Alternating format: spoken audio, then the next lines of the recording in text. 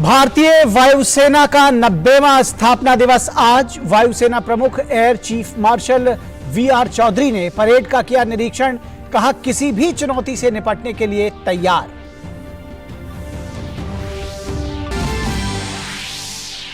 केंद्रीय गृह मंत्री अमित शाह के पूर्वोत्तर दौरे का आज दूसरा दिन। अमित शाह गुवाहाटी में मादक पदार्थों की तस्करी पर पूर्वोत्तर राज्यों के मुख्यमंत्रियों और पुलिस महानिदेशकों के साथ करेंगे बैठक। राज्य की कई परियोजनाओं का करेंगे उद्घाटन और शिलान्यास।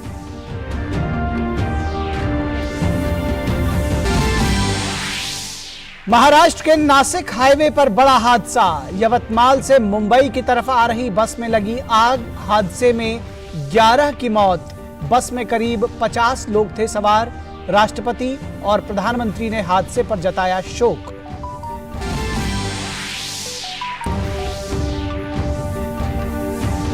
एमआईएफ ने यूक्रेन के लिए वित्तीय पैकेज को दी मंजूरी। यूक्रेन को $1.3 बिलियन की मिलेगी वित्तीय सहायता। वहीं काला सागर अनाज निर्यात सौदे का विस्तार करने पर संयुक्त राष्ट्र कर रहा है विचार।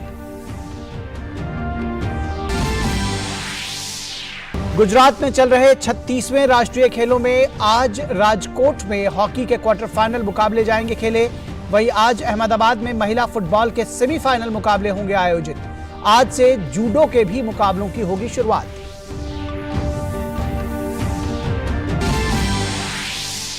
और महिला T20 एशिया कप क्रिकेट में बांग्लादेश के खिलाफ खेलेगा भारत। वहीं दूसरे मुकाबले में मलेशिया की श्रीलंका से होगी भिड़ंत।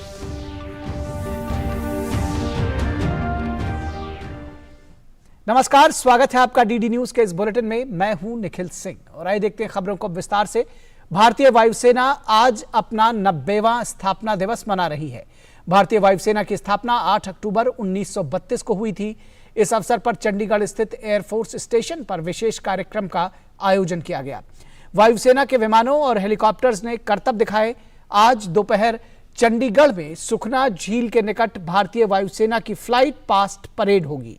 इतिहास में पहली बार वायुसेना दिवस परेड और फ्लाइट पास्ट का आयोजन राष्ट्रीय राजधानी क्षेत्र से बाहर किया जा रहा है। राष्ट्रपति द्रौपदी मुर्मू और रक्षा मंत्री राजनाथ सिंह इस अवसर पर उपस्थित रहेंगे। फ्लाई पास्ट में 75 विमान शामिल होंगे, जबकि 9 विमान स्टैंड बाई मोड में रखे जाएंगे।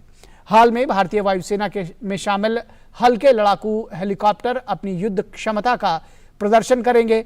तेजस, सुखोई, मिग-29, जगुआर, राफेल और हॉक भी फ्लाई पास्ट में शामिल होंगे।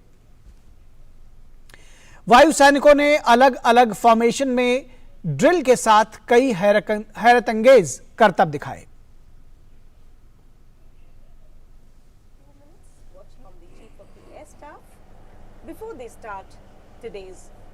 आई खराबी को ठीक करने में दक्षता का प्रदर्शन। परिवहन की यांत्रिक संक्रिया।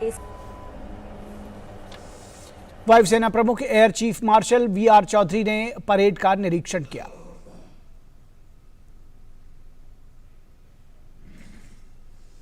और वायुसेना प्रमुख air chief marshal VR Chaudhari ने कहा कि वायुसेना किसी भी चुनौती से निपटने के लिए तैयार है।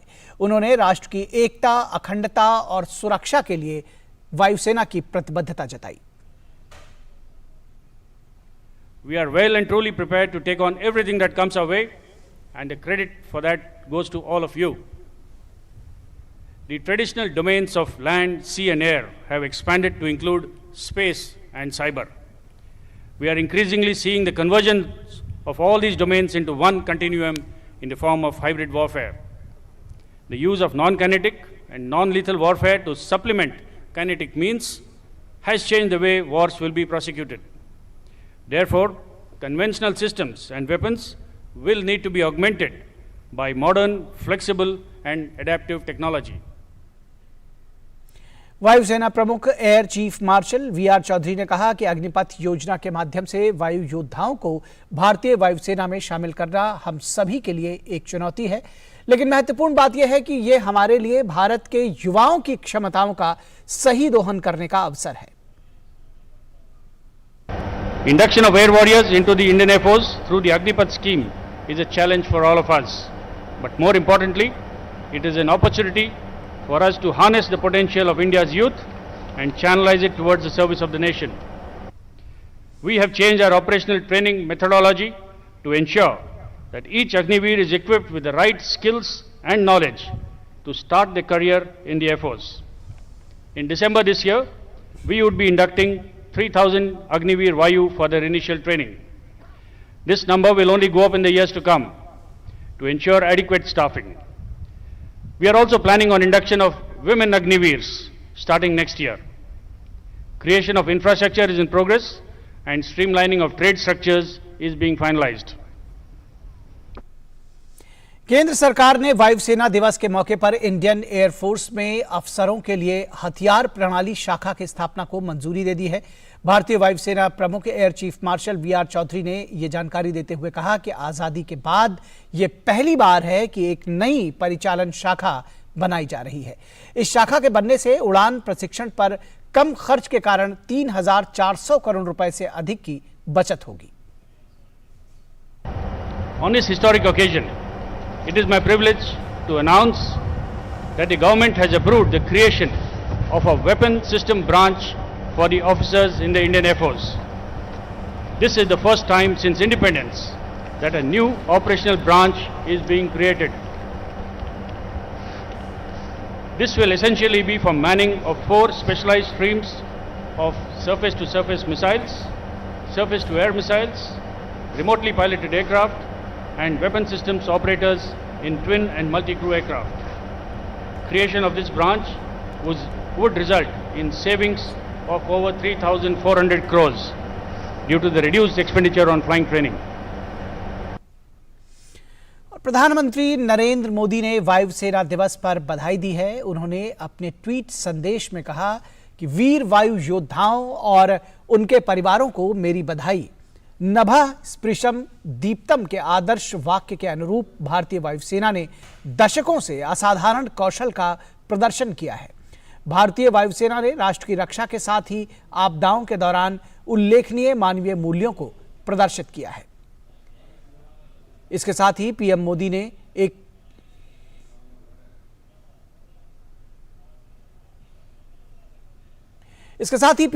एक वीडियो भी साझा किया।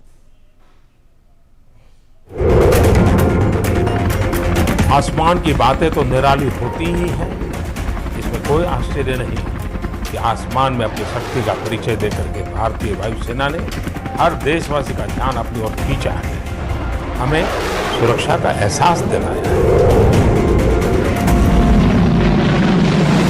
आपकी ये हुंकार दुश्मन के पैरों में कंपी पैदा कर देती है, माथे से पसीने छुड़ा देती है।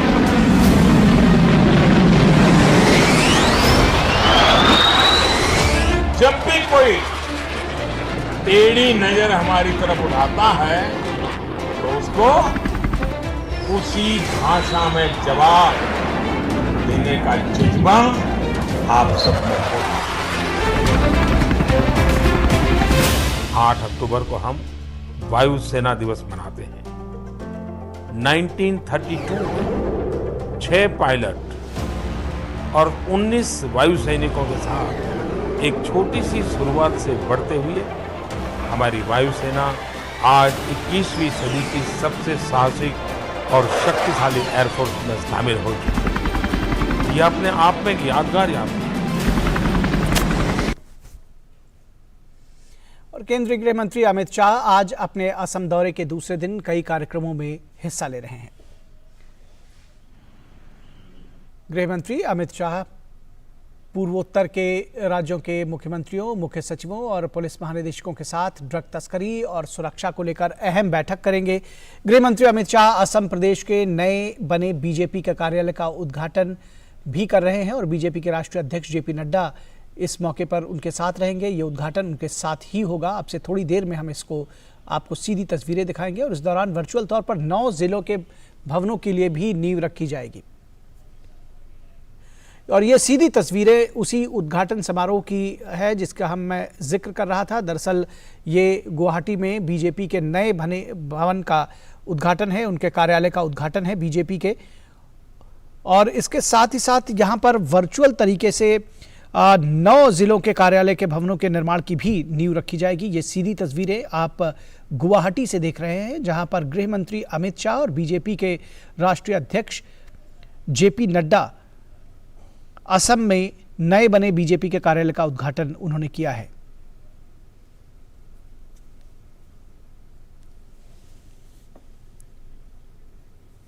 मुख्यमंत्री हेमंत बिस्वा शर्मा भी साथ में देखे जा सकते हैं। बीजेपी के प्रदेश स्तर के शीर्ष नेता मुख्यमंत्री हेमंत बिस्वा शर्मा भी इस मौके पर मौजूद हैं और गृह मंत्री अमित शाह, साथ ही साथ ये आप देख रहे हैं नए बने कार्यालय भवन में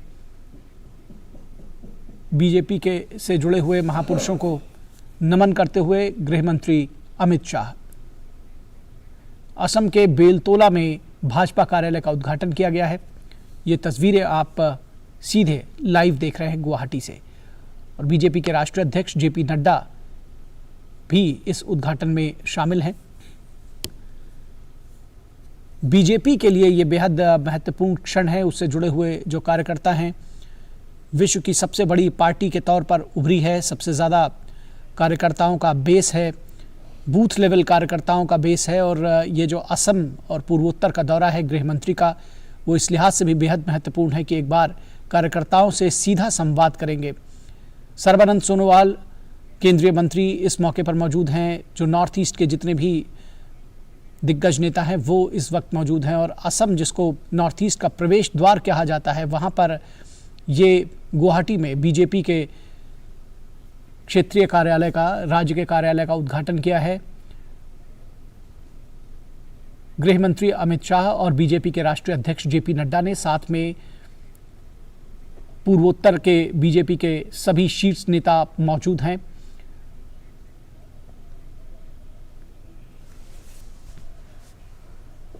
तो ये तस्वीरें आपने देखी गुवाहाटी से।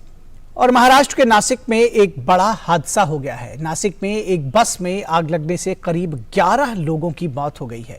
यह घटना सुबह करीब 5:30 बजे की है। बस में लगभग 50 यात्री सवार थे। जानकारी के मुताबिक यह बस यवतमाल से मुंबई की तरफ जा रही थी। वहीं सूचना पाकर मौके पर पहुंची पुलिस ने घायलों को नजदीक के अस्पताल में भर्ती कराया। प्रधानमंत्री नरेंद्र मोदी ने नासिक बस हादसे में प्रत्येक मृतक के परिजनों को प्रधानमंत्री राष्ट्रीय राहत कोष की तरफ से 2-2 लाख रुपए और घायलों को 50-50 हजार रुपए अनुग्रह राशि देने की घोषणा की है। राष्ट्रपति द्रौपदी मुर्मू ने घटना पर शोक जताया है। उन्होंने ट्वीट कर कहा कि नासिक में बस में आग लगने से कई लोगों की मृत्यु होने के समाचार से मुझे बहुत दुख हुआ है। इस दुर्घटना में अपने प्रियजनों को खोने वाले परिवारों के प्रति मैं गहन शोक संवेदनाएं व्यक्त करती हूं। मैं घायल हुए लोगों के शीघ्र स्वस्थ होने की कामना करती हूं। और नासिक में हुए बस हादसे पर प्रधानमंत्री नरेंद्र मोदी ने दुख जताया है। उन्होंने ट्वीट कर कहा कि नासिक में हुए बस हादसे से दुखी हूं। मेरी संवेदनाएं उन लोगों के साथ हैं जिन्होंने इस हादसे में अपनों को खोया है। घायलों के जल्द से जल्द स्वस्थ होने की कामना करता हूं। स्थानीय प्रशासन प्रभावित लोगों को हर संभव सहायता प्रदान कर रहा है। प्रधानमंत्री स्मृति चिन्ह 2022 की नीलामी की तारीखों को आगे बढ़ा दिया गया है। स्मृति चिन्हों की यह नीलामी अब 12 अक्टूबर तक होगी। संस्कृति मंत्रालय के एक ट्वीट का जवाब देते हुए प्रधानमंत्री ने ट्वीट किया, ये उन कई विशेष उपहारों में से है जो बीते कई वर्षों में मिले हैं। लोगों की इच्छाओं का सम्मान करते हुए स्मृति चिन्हों की नीलामी को 12 तारीख तक बढ़ा दिया गया है। इसमें हिस्सा लीजिए।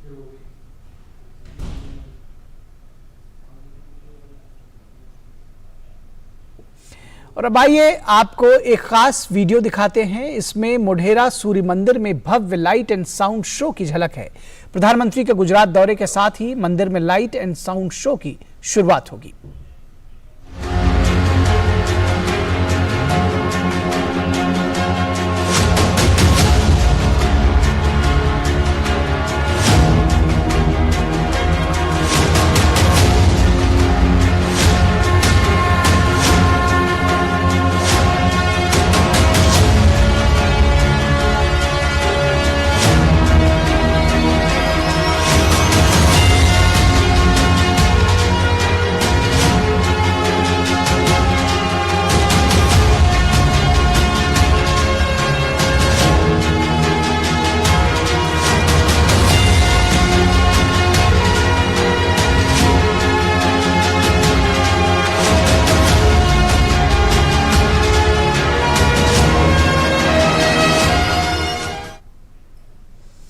और यहां रुकेंगे एक छोटे से ब्रेक के लिए, कहीं मत जाइएगा, जल्द हाजिर होंगे।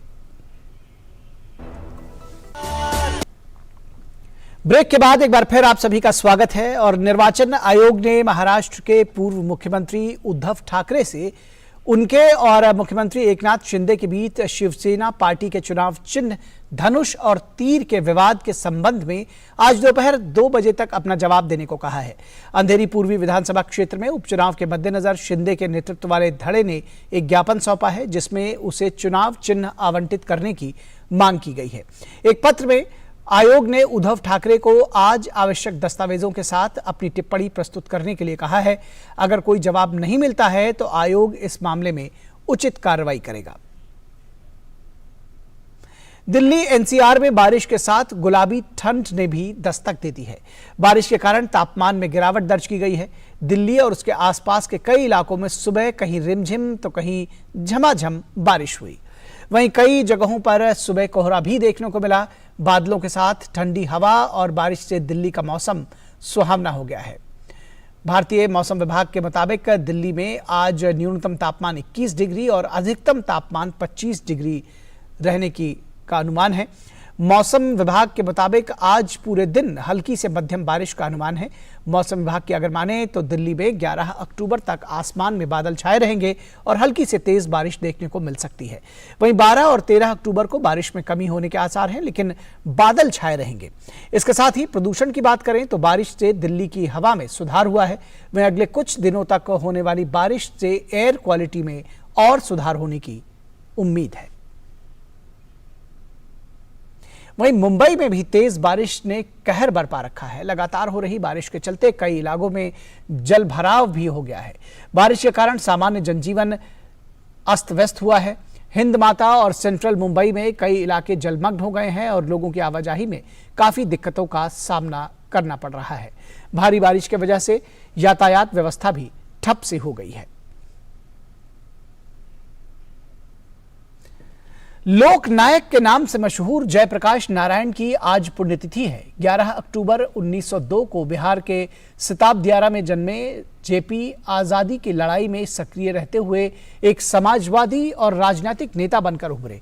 एक महान स्वतंत्रता सेनानी, समाज सुधारक और राजनेता के तौर पर लोगों के प्रेरणा स्रोत जेपी ने 70 के दशक में तत्कालीन प्रधानमंत्री इंदिरा गांधी के विरुद्ध विपक्ष का नेतृत्व किया था।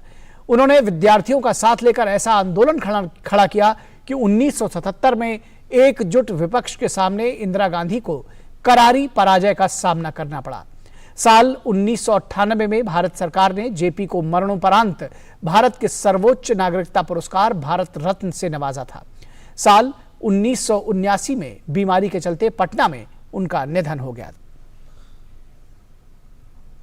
विदेश राज्य मंत्री we Muraleedharan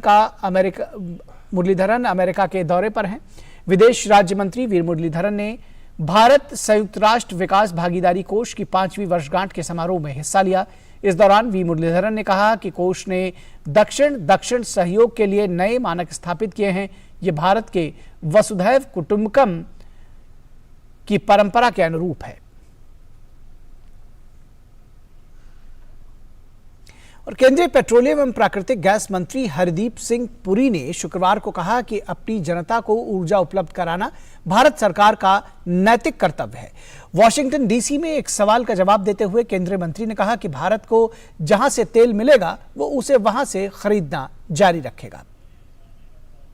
India will buy oil from wherever it has to, for the simple reason that this kind of a discussion cannot be taken to the consuming population of India.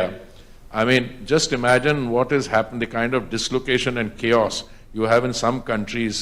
I don't want to list any, but let's say in India's vicinity, where for the love of money, there is no energy. And we have ourselves, in one particular case, extended assistance up to $4 billion, and a lot of that is in energy. So we have a moral duty to supply to our this thing. IMF ने Ukraine के लिए वित्तीय package को मंजूरी दे दी है। इस वित्तीय package के तहत यूक्रेन को $1.3 बिलियन की वित्तीय सहायता मुहैया कराई जाएगी। वहीं संयुक्त राष्ट्र काला सागर अनाज निर्यात सौदे का विस्तार करने पर विचार कर रहा है।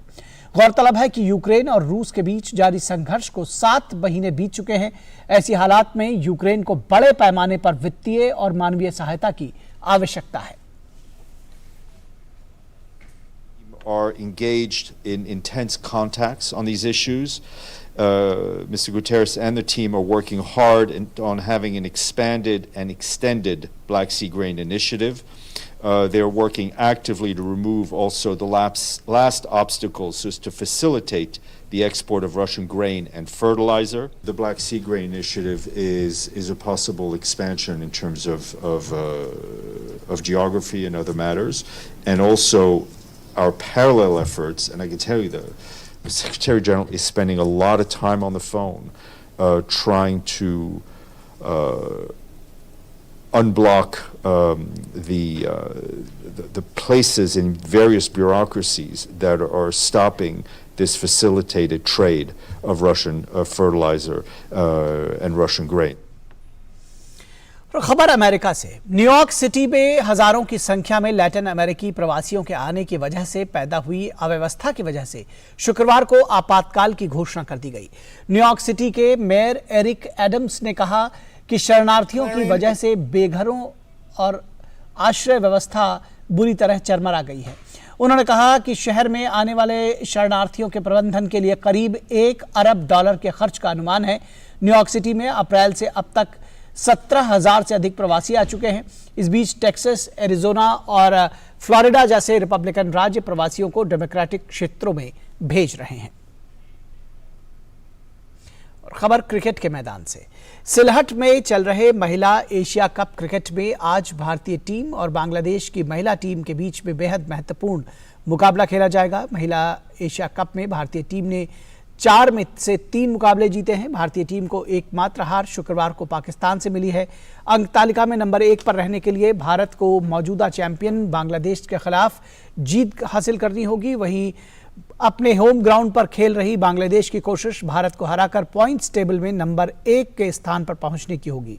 वहीं दूसरे मुकाबले में मलेशिया की भिड़ंत श्रीलंका से होगी और ये भिड़ंत फिलहाल जारी है। और 36वें राष्ट्रीय खेलों में आज राजकोट में हॉकी के क्वार्टर फाइनल मुकाबले खेले जाएंगे। वहीं आज अहमदाबाद में महिला फुटबॉल के सेमीफाइनल मुकाबले आयोजित होंगे। जूडो के भी मुकाबलों की आज शुरुआत होगी। उधर योग में भी सेमीफाइनल्स और फाइनल मुकाबले आयोजित होंगे। और गुजरात में आयोजित हो रहे 36वें राष्ट्रीय खेलों में मलखंब में अपना पदार्पण किया है। और ऐसे में जहां इस कला को नए सिरे से मजबूती मिल रही है, वहीं दूसरी ओर इससे जुड़े लोगों को उम्मीद है कि राष्ट्रीय खेलों में इस कला का आना कई मायनों में बेहद महत्वपूर्ण साबित होगा। मलखंब देश की प्राचीन विद्या में से एक है और ये कला इसके साधकों के मार्ग को न केवल प्रशस्त करती है बल्कि शरीर में नई ऊर्जा का संचार कर सकारात्मक सोच का निर्माण भी करती है। और इन्हीं सब बातों को अपने अंदर उतार मलखंब से जुड़े ये खिलाड़ी अब और भी ज्यादा उत्साह के साथ अपने कर्तव्यों को सामने रख रहे हैं, जिसके पीछे कारण इस कला का राष्ट्रीय खेलों में पहली बार शामिल होना है। खिलाड़ियों को उम्मीद है कि अब उन्हें एक नई पहचान मिलेगी और उनकी पहचान विश्व स्तर पर इस कला का विस्तार करेगी। इसको इतना सपोर्ट किया जा रहा है हमारी गवर्नमेंट के थ्रू, स्पोर्ट्स एसोसिएशंस के थ्रू, ये उसके लिए हम लोग बहुत ज़्यादा थैंकफुल हैं। अभी तक इस गेम को हम लोग परस्यू करते थे तो हम लोग को इतना सपोर्ट नहीं दिया जाता था फैमिली से, क्योंकि जो बाहर के लोग होते थे वो लोग जानते भी नहीं थे। बट अभी सब लोग जानने लगे हैं क्योंकि इसको नेशनल गेम्स में इंक्लूड कर लिया गया है। तो ये हम लोग के लिए बहुत बड़ी बात है। हम सबको बहुत ही अच्छा लग रहा है यहाँ पर आकर, और पहली बार नेशनल्स में मलखंब को देखकर बहुत ही अच्छा फील हो रहा है। और आगे हम लोग इसको और बढ़ाएंगे ताकि जो वर्ल्ड लेवल पे हम लोग इसको रिप्रेजेंट कर सके। मलखंब शुरुआत से ही सारे मलखंब प्लेयर्स की लाइफ में एक इम्पॉर्टेंट रोल प्ले करता रहा है। तो हम सारे प्लेयर हर दिन प्रैक्टिस करके बस यही चाहते रहे कि मलखंब को एक अलग प्लेटफॉर्म मिले ताकि हम सारे प्लेयर्स जो मेहनत कर रहे हैं उसको साकार किया जा सके। नेशनल लेवल पे पहली बार परफॉर्म करने का मौका सारी टीम्स को मिला है इसी तरह हम लोग डेली बेसिस पे प्रैक्टिस को और दुगना करेंगे ताकि मलखम्ब को इंटरनेशनल लेवल पे एशियन गेम्स में और कॉमनवेल्थ गेम्स में भी परफॉर्म किया जा सके। वहीं कुछ का मानना है कि राष्ट्रीय खेलों में मलखम्ब के आने से उनके लिए रोजगार के नए दरवाजे भी खुलेंगे। मलखम्ब खेल में आने से सर हमारा जो पहले का जो था सर, हम लोग कभी सोचे नहीं थे कितना आगे बढ़ पाएंगे। और एज अ प्लेयर सर, हम नेशनल प्लेयर हैं मलखम्ब का। तो अब हमारे जो नेशनल जो खेलने के बाद जो देखते हैं कि गवर्नमेंट जो भी वैकेंसी निकलती है ना सर, या पोस्ट ऑफिस की, कोस्ट गार्ड या बीएसएफ, सीआईएसएफ, जितना भी लेवल की हाई लेवल की जॉब होती है, देखते हैं वहाँ पर कि सर मलखम्ब का सीट रहता ही रहता है। और उसमें हम लोग जहाँ तक देखते हैं कि सर जो भी नेशनल प्लेयर्स रहते हैं और उस फॉर्म को फिलअप करके देखते हैं उन्हें जॉब मिलता ही मिलता है सर। उधर विश्व मलखम्ब फेडरेशन के मुताबिक राष्ट्रीय खेलों में आने से मलखम्ब के ओलंपिक में पहुंचने के संघर्ष को बल मिलेगा। हमने 2016 में विश्व मलखम्ब फेडरेशन की स्थापना की और आज तक 50 देशों में मलखम्ब पहुंच चुका है, जैसे यूके, यूएसए और यूरोप में स्पेन, पुर्तगाल, इटली, फ्रांस और जर्मनी, और एशिया में हांगकांग, मलेशिया, सिंगापुर, वियतनाम, अपने करीबी देशों में भी नेपाल, भूटान, श्रीलंका, बांग्लादेश। तो हमें ये कोशिश है कि जल्द से जल्द मलखम्ब ओलंपिक तक पहुंच जाए। मलखम्ब को राष्ट्रीय खेलों का साथ मिलने के बाद इस कला से जुड़ा हर व्यक्ति अभूतपूर्व बदलाव की बात सामने रख रहा है। सही मानों में देखा जाए तो अब इसके विस्तार को और गति मिलेगी, जो कहीं न कहीं विश्व खेल महाकुंभ यानी ओलंपिक में इस कला को पहुंचाने में अहम भूमिका निभा सकती है। राष्ट्रीय खेलों में मलखम्ब के शामिल होने से खिलाड़ियों की उम्मीदें जो हैं वो परवान चढ़ी हैं, और केवल उम्मीद ही परवान नहीं चढ़ी है बल्कि उनके अंदर का विश्वास भी जगा है कि अब इस खेल को विश्व स्तर पर एक नई पहचान मिलेगी, और यही पहचान इसके लिए ओलंपिक का दरवाज़ा भी खोलेगी। कैमरामैन राहुल चोपड़ा के साथ मैं गौरव कुमार, डीडी न्यूज़, अहमदाबाद। तो इस समाचार बुलेटिन में बस इतना ही। हमारी पूरी टीम को दीजिए इजाजत। नमस्कार।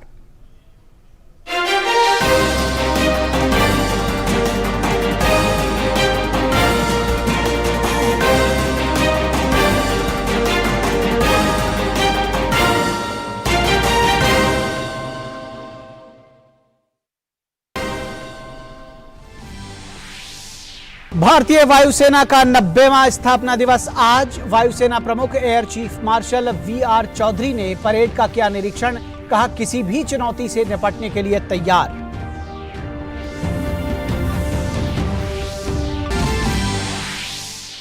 केंद्रीय गृह मंत्री अमित शाह के पूर्वोत्तर दौरे का आज दूसरा दिन। अमित शाह गुवाहाटी में मादक पदार्थों की तस्करी पर पूर्वोत्तर राज्यों के मुख्यमंत्रियों और पुलिस महानिदेशकों के साथ करेंगे बैठक। राज्य की कई परियोजनाओं का करेंगे उद्घाटन और शिलान्यास।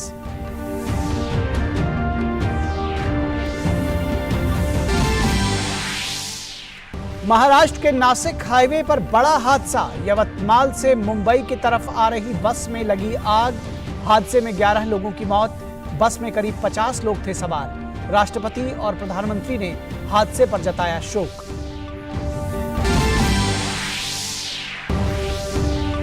आईएमएफ ने यूक्रेन के लिए वित्तीय पैकेज को दी मंजूरी। यूक्रेन को $1.3 बिलियन की मिलेगी वित्तीय सहायता। वहीं काला सागर अनाज निर्यात सौदे का विस्तार करने पर संयुक्त राष्ट्र कर रहा है विचार। गुजरात में चल रहे 36वें राष्ट्रीय खेलों में आज राजकोट में हॉकी के क्वार्टर फाइनल मुकाबले खेले जाएंगे। वहीं आज अहमदाबाद में महिला फुटबॉल के सेमीफाइनल मुकाबले होंगे आयोजित। आज से जूडो के भी मुकाबलों की होगी शुरुआत।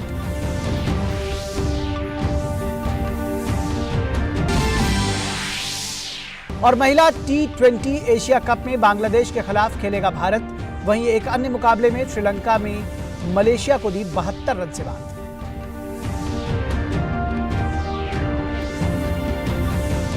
नमस्कार, स्वागत है आपका डीडी न्यूज के इस बुलेटिन में। मैं हूं निखिल सिंह और आइए देखते हैं खबरों को विस्तार से। भारतीय वायुसेना आज अपना 90वां स्थापना दिवस मना रही है। भारतीय वायुसेना की स्थापना 8 अक्टूबर 1932 को हुई थी। इस अवसर पर चंडीगढ़ स्थित एयरफोर्स स्टेशन पर विशेष कार्यक्रम का आयोजन किया गया। वायुसेना के विमानों और हेलीकॉप्टर्स ने करतब दिखाए। आज दोपहर चंडीगढ़ में सुखना झील के निकट भारतीय वायुसेना की फ्लाई पास्ट परेड होगी। इतिहास में पहली बार वायुसेना दिवस परेड और फ्लाई पास्ट का आयोजन राष्ट्रीय राजधानी क्षेत्र से बाहर किया जा रहा है। राष्ट्रपति द्रौपदी मुर्मू और रक्षा मंत्री राजनाथ सिंह इस अवसर पर उपस्थित रहेंगे। फ्लाई पास्ट में 75 विमान शामिल होंगे, जबकि 9 विमान स्टैंड बाई मोड में रखे जाएंगे। हाल में भारतीय वायुसेना में शामिल हल्के लड़ाकू हेलीकॉप्टर अपनी युद्धक क्षमता का प्रदर्शन करेंगे। तेजस, सुखोई, मिग-29, जगुआर, राफेल और हॉक भी फ्लाई पास्ट में शामिल होंगे। वायु सैनिकों ने अलग अलग परफॉर्मेंस और फॉर्मेशन ड्रिल में ड्रिल के साथ कई हैरतअंगेज करतब भी दिखाए। इस टीम की पहली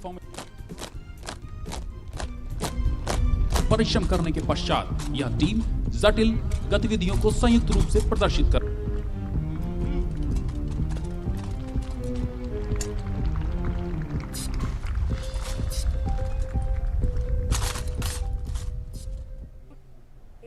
few minutes watching from the Chief of the Air Staff before they start today's gypsy. आई खराबी को ठीक करने में दक्षता का प्रदर्शन। परिवहन की यांत्रिक संक्रिया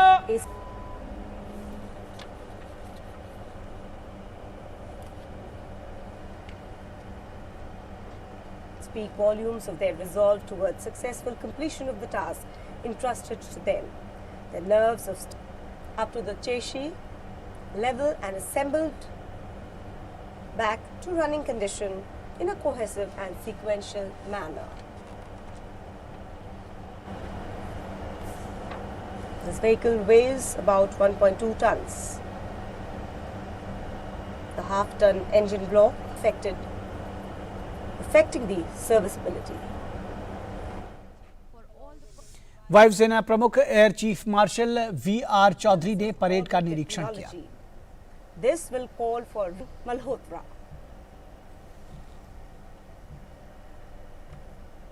Number 3 Squadron commanded by Squadron Leader Vipin Kumar. Number 3 Squadron in command of इस अवसर पर वायुसेना प्रमुख air chief marshal VR. Chaudhari ने कहा कि वायुसेना किसी भी चुनौती से निपटने के लिए तैयार है। उन्होंने राष्ट्र की एकता, अखंडता और सुरक्षा के लिए वायुसेना की प्रतिबद्धता जताई। We are well and truly prepared to take on everything that comes our way, and the credit for that goes to all of you. The traditional domains of land, sea and air have expanded to include space and cyber. We are increasingly seeing the convergence of all these domains into one continuum in the form of hybrid warfare. The use of non-kinetic and non-lethal warfare to supplement kinetic means has changed the way wars will be prosecuted. Therefore, conventional systems and weapons will need to be augmented by modern, flexible and adaptive technology. वायुसेना प्रमुख air chief marshal VR. Chaudhari ने कहा कि अग्निपथ योजना के माध्यम से वायु योद्धाओं को भारतीय वायुसेना में शामिल करना हम सभी के लिए एक चुनौती है, लेकिन महत्वपूर्ण बात यह है कि यह हमारे लिए भारत के युवाओं की क्षमताओं का सही दोहन करने का अवसर है। Induction of air warriors into the Indian Air Force through the Agnipath scheme is a challenge for all of us. But more importantly, it is an opportunity for us to harness the potential of India's youth and channelize it towards the service of the nation. We have changed our operational training methodology to ensure that each Agniveer is equipped with the right skills and knowledge to start their career in the Air Force. In December this year, we would be inducting 3,000 Agniveer Vayu for their initial training. This number will only go up in the years to come to ensure adequate staffing. We are also planning on induction of women Agniveers starting next year. Creation of infrastructure is in progress and streamlining of trade structures is being finalized. केंद्र सरकार ने वायुसेना दिवस के मौके पर Indian air force में अफसरों के लिए हथियार प्रणाली शाखा की स्थापना को मंजूरी दे दी है। भारतीय वायुसेना प्रमुख air chief marshal VR. Chaudhari ने जानकारी देते हुए बताया कि आजादी के बाद यह पहली बार है कि एक नई परिचालन शाखा बनाई जा रही है। इस शाखा के बनने से उड़ान प्रशिक्षण पर कम खर्च के कारण 3,400 करोड़ रुपए से अधिक की बचत होगी। On this historic occasion, it is my privilege to announce that the government has approved the creation of a weapon system branch for the officers in the Indian Air Force. This is the first time since independence that a new operational branch is being created. This will essentially be for manning of 4 specialized streams of surface-to-surface missiles, surface-to-air missiles, remotely piloted aircraft, and weapon systems operators in twin and multi-crew aircraft. Creation of this branch would result in savings of over 3,400 crores due to the reduced expenditure on flying training. भारतीय वायुसेना ने आज अपनी 90वीं वर्षगांठ पर वायुसेना कर्मियों के लिए नई लड़ाकू वर्दी का अनावरण किया।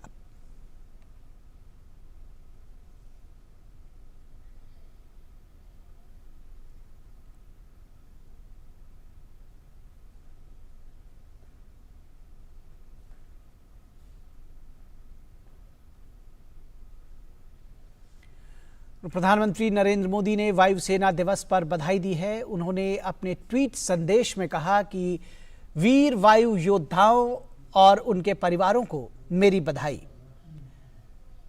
नृभः स्पर्शम दीप्तम के आदर्श वाक्य के अनुरूप भारतीय वायुसेना ने दशकों से असाधारण कौशल का प्रदर्शन किया है। भारतीय वायुसेना ने राष्ट्र की रक्षा के साथ ही आपदाओं के दौरान उल्लेखनीय मानवीय मूल्यों को प्रदर्शित किया है। वीर वायु योद्धाओं और उनके परिवारों को मेरी बधाई।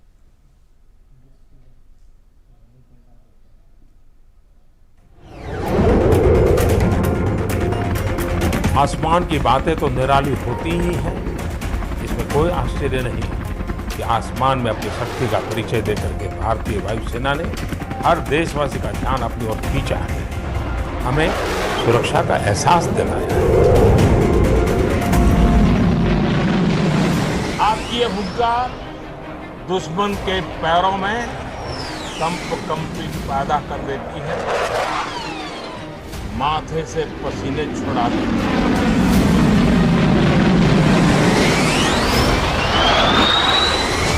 जब भी कोई टेढ़ी नजर हमारी तरफ उठाता है तो उसको उसी भाषा में जवाब देने का जज्बा आप सब में हो।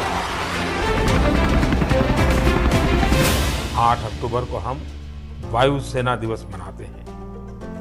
1932 में 6 पायलट और 19 वायु सैनिकों के साथ एक छोटी सी शुरुआत से बढ़ते हुए हमारी वायुसेना आज 21वीं सदी की सबसे साहसिक और शक्तिशाली एयरफोर्स में शामिल हो चुकी है। यह अपने आप में एक यादगार याद है। और केंद्रीय गृह मंत्री अमित शाह आज अपने असम दौरे के दूसरे दिन कई महत्वपूर्ण कार्यक्रमों में हिस्सा ले रहे हैं।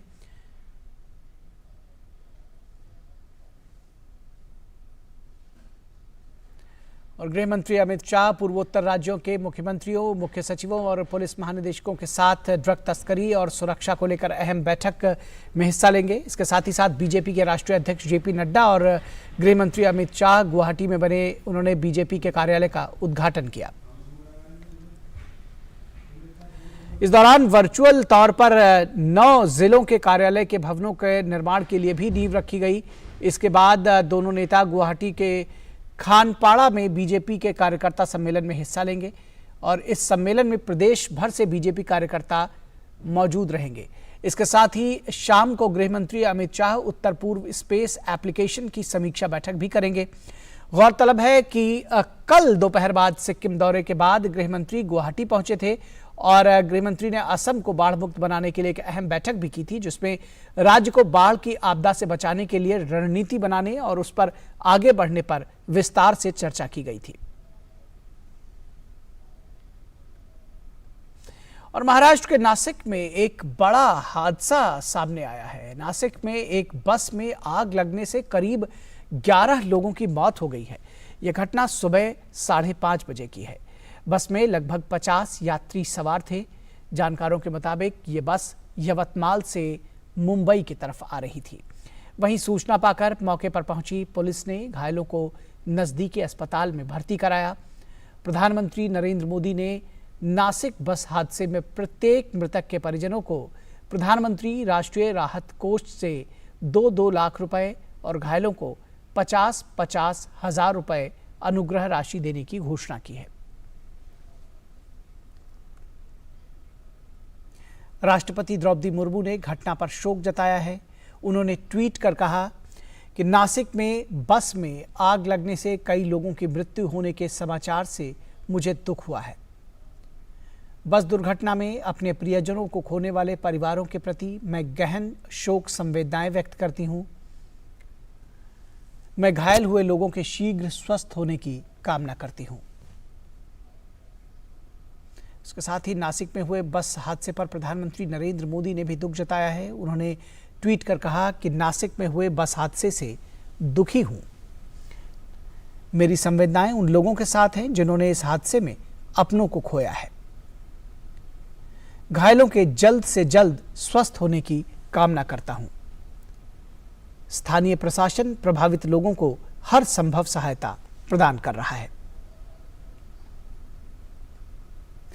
प्रधानमंत्री स्मृति चिन्ह 2022 की नीलामी की तारीखों को आगे बढ़ा दिया गया है। स्मृति चिन्हों की यह नीलामी अब 12 अक्टूबर तक होगी। संस्कृति मंत्रालय के एक ट्वीट का जवाब देते हुए प्रधानमंत्री ने ट्वीट किया कि उन कई विशेष उपहारों में से एक है जो मुझे बीते कई वर्षों में मिले हैं। लोगों की इच्छाओं का सम्मान करते हुए स्मृति चिन्हों की नीलामी को 12 तारीख तक बढ़ा दिया गया है। इसमें हिस्सा लीजिए।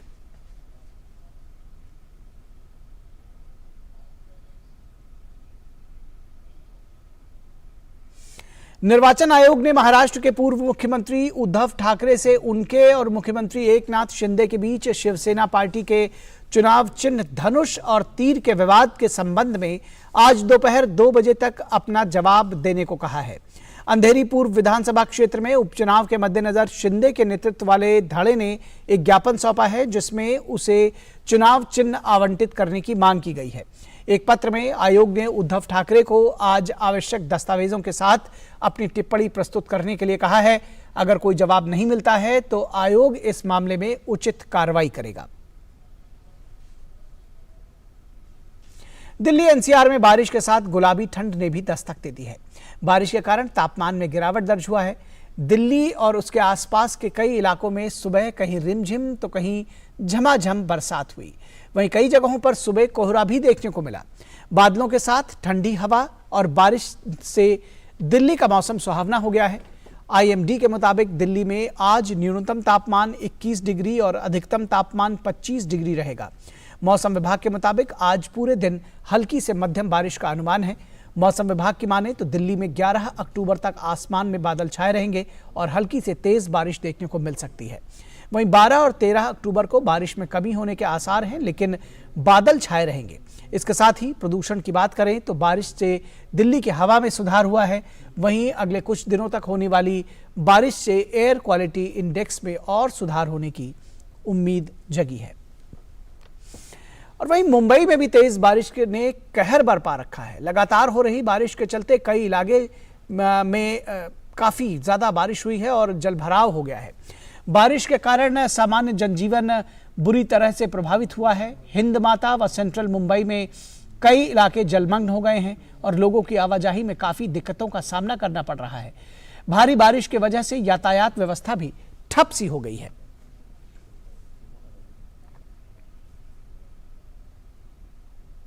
लोक नायक के नाम से मशहूर जयप्रकाश नारायण की आज पुण्यतिथि है।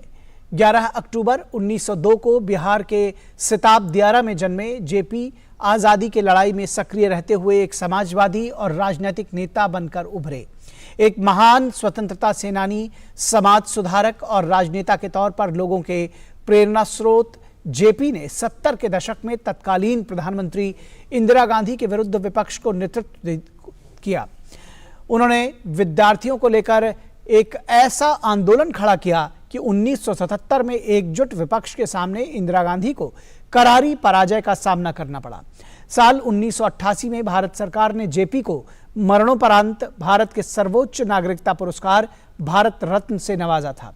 साल 1979 में बीमारी के चलते पटना में उनका निधन हो गया। विदेश राज्य मंत्री वी मुरलीधरन का अमेरिका के दौरे पर हैं वो, और विदेश राज्य मंत्री वी मुरलीधरन ने भारत संयुक्त राष्ट्र विकास भागीदारी कोष की 5वीं वर्षगांठ के समारोह में हिस्सा लिया। इस दौरान वी मुरलीधरन ने कहा कि कोष ने दक्षिण सहयोग के लिए नए मानक स्थापित किए हैं। ये भारत के वसुधैव कुटुंबकम की परंपरा के अनुरूप है।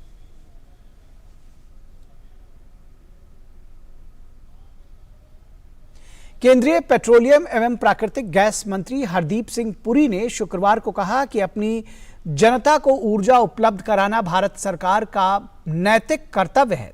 वॉशिंगटन डीसी में एक सवाल के जवाब देते हुए केंद्रीय मंत्री ने कहा कि भारत को जहां से तेल मिलेगा वो उसे वहां से खरीदना जारी रखेगा।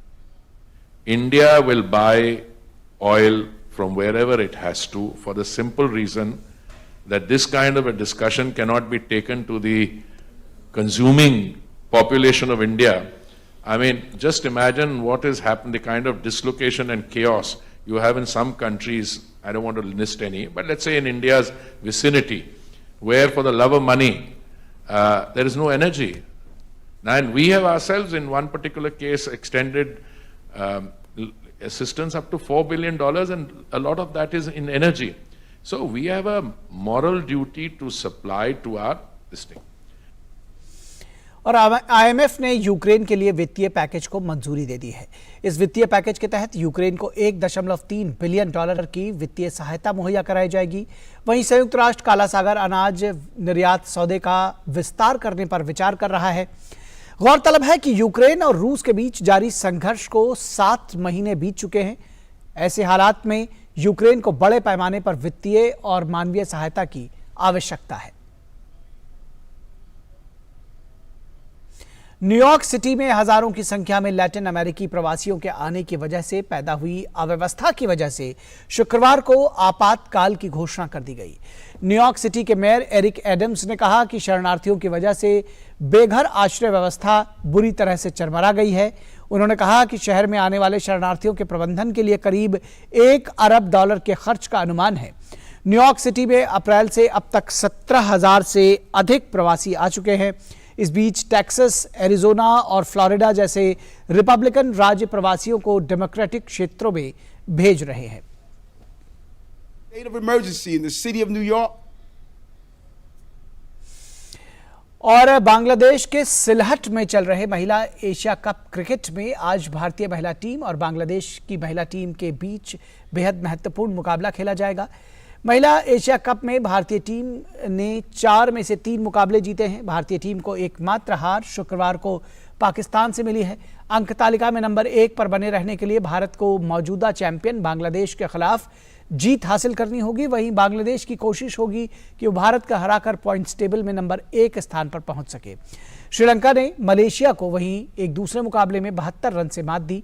श्रीलंका की टीम ने 7 विकेट के नुकसान पर 105 रन बनाए। वहीं मलेशिया की टीम 10वें ओवर में 33 रन के स्कोर पर पूरी तरह से ढेर हो गई। और 36वें राष्ट्रीय खेलों में आज राजकोट में हॉकी के क्वार्टर फाइनल मुकाबले खेले जाएंगे। वहीं आज अहमदाबाद में महिला फुटबॉल सेमीफाइनल मुकाबले आयोजित होंगे। जूडो के भी मुकाबलों की आज शुरुआत होगी। उधर योग में भी सेमीफाइनल और फाइनल मुकाबले आयोजित होंगे।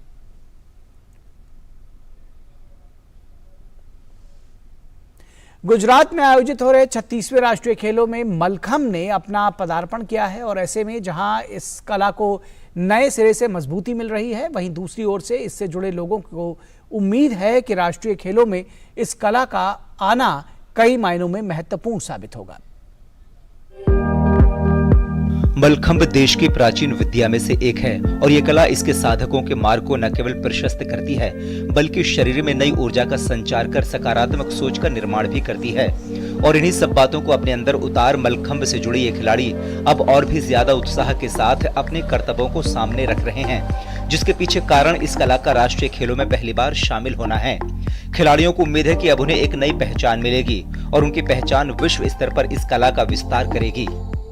इसको इतना सपोर्ट किया जा रहा है हमारी गवर्नमेंट के थ्रू, स्पोर्ट्स एसोसिएशंस के थ्रू, ये उसके लिए हम लोग बहुत ज़्यादा थैंकफुल हैं। अभी तक इस गेम को हम लोग परस्यू करते थे तो हम लोग को इतना सपोर्ट नहीं दिया जाता था फैमिली से, क्योंकि जो बाहर के लोग होते थे वो लोग जानते भी नहीं थे। बट अभी सब लोग जानने लगे हैं क्योंकि इसको नेशनल गेम्स में इंक्लूड कर लिया गया है। तो ये हम लोग के लिए बहुत बड़ी बात है। हम सबको बहुत ही अच्छा लग रहा है यहाँ पर आकर, और पहली बार नेशनल्स में मलखम्ब को देखकर बहुत ही अच्छा फील हो रहा है। और आगे हम लोग इसको और बढ़ाएंगे ताकि जो वर्ल्ड लेवल पे हम लोग इसको रिप्रेजेंट कर सकें। मलखम्ब शुरुआत से ही सारे मलखम्ब प्लेयर्स की लाइफ में एक इम्पॉर्टेंट रोल प्ले करता रहा है। तो हम सारे प्लेयर हर दिन प्रैक्टिस करके बस यही चाहते रहे कि मलखम्ब को एक अलग प्लेटफॉर्म मिले ताकि हम सारे प्लेयर्स जो मेहनत कर रहे हैं उसको साकार किया जा सके। नेशनल लेवल पे पहली बार परफॉर्म करने का मौका सारी टीम्स को मिला है। इसी तरह हम लोग डेली बेसिस पे प्रैक्टिस को और दुगना करेंगे ताकि मलखम्ब को इंटरनेशनल लेवल पे एशियन गेम्स में और कॉमनवेल्थ गेम्स में भी परफॉर्म किया जा सके। वहीं कुछ का मानना है कि राष्ट्रीय खेलों में मलखम्ब के आने से उनके लिए रोजगार के नए दरवाजे भी खुलेंगे। मलखम्ब खेल में आने से सर हमारा जो पहले का जो था सर, हम लोग कभी सोचे नहीं थे कितना आगे बढ़ पाएंगे। और एज अ प्लेयर सर हम नेशनल प्लेयर हैं मलखम्ब का। तो अब हमारे जो नेशनल जो खेलने के बाद जो देखते हैं कि गवर्नमेंट जो भी वैकेंसी निकलती है ना सर, या पोस्ट ऑफिस की, कोस्ट गार्ड या बीएसएफ, सीआईएसएफ, जितना भी लेवल की हाई लेवल की जॉब होती है, देखते हैं वहाँ पर कि सर मलखम्ब का सीट रहता ही रहता है।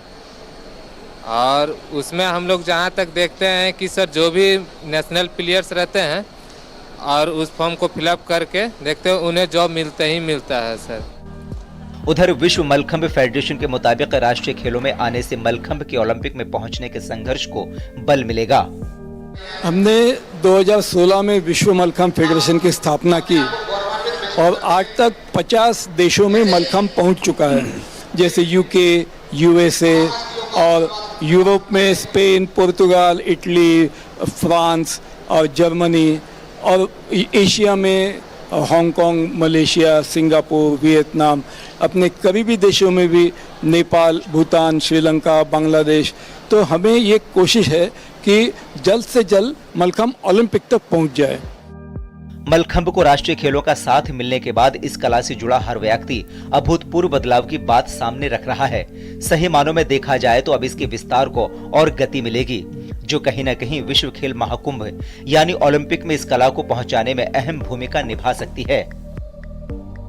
राष्ट्रीय खेलों में मलखम्ब के शामिल होने से खिलाड़ियों की उम्मीदें जो हैं वो परवान चढ़ी हैं, और केवल उम्मीद ही परवान नहीं चढ़ी है बल्कि उनके अंदर का विश्वास भी जगा है कि अब इस खेल को विश्व स्तर पर एक नई पहचान मिलेगी, और यही पहचान इसके लिए ओलंपिक का दरवाज़ा भी खोलेगी। कैमरामैन राहुल चोपड़ा के साथ मैं गौरव कुमार, डीडी न्यूज़, अहमदाबाद। तो इस समाचार बुलेटिन में बस इतना ही। हमारी पूरी टीम को दीजिए इजाजत। नमस्कार।